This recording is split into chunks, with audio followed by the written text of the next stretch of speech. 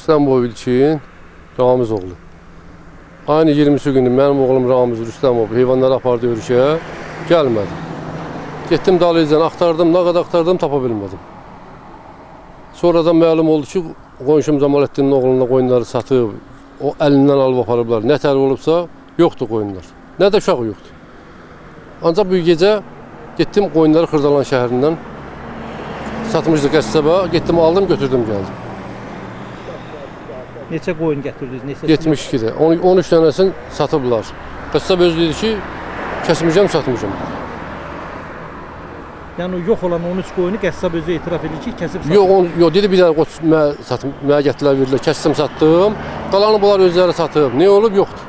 Bəs oğlunuzla barədə nə məlumat var, hardadır, bilmirsiniz? Bilmirik, vallahi Allah bilmirəm, Allah. Bilsəm belə deyərəm ki... Qohum evləri filan? Yox, getməyib, heç yana getməyib. Yəni qohum evinə getməyib. O hardasa indi şəhərdə yatdadır. Yəni mən elə başa düşürəm. Amanov qaz Səyyad oğlu. Necə eşitdiniz, necə uşaq? Vallahi elə gördüm, yığıldınız bura, yığılmışsınız. Elə qapıya çıxıram məndə, darıxdım bunu. Dedim, gedim görüm nə məsələdir bu, qonşu yoxda. Şimdi yoldaşı yanında dayanmışdı.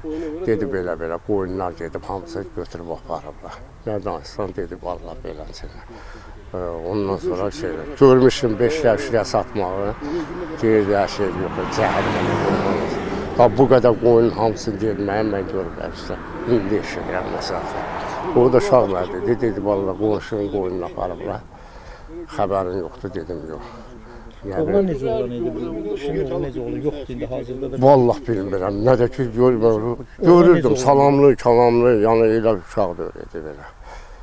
Mehriban, da indi bu ilə şey eləmə, vallahi inanmanızı deyir.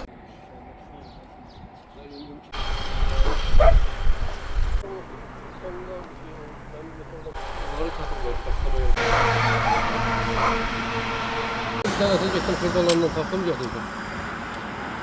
Xırdalandan.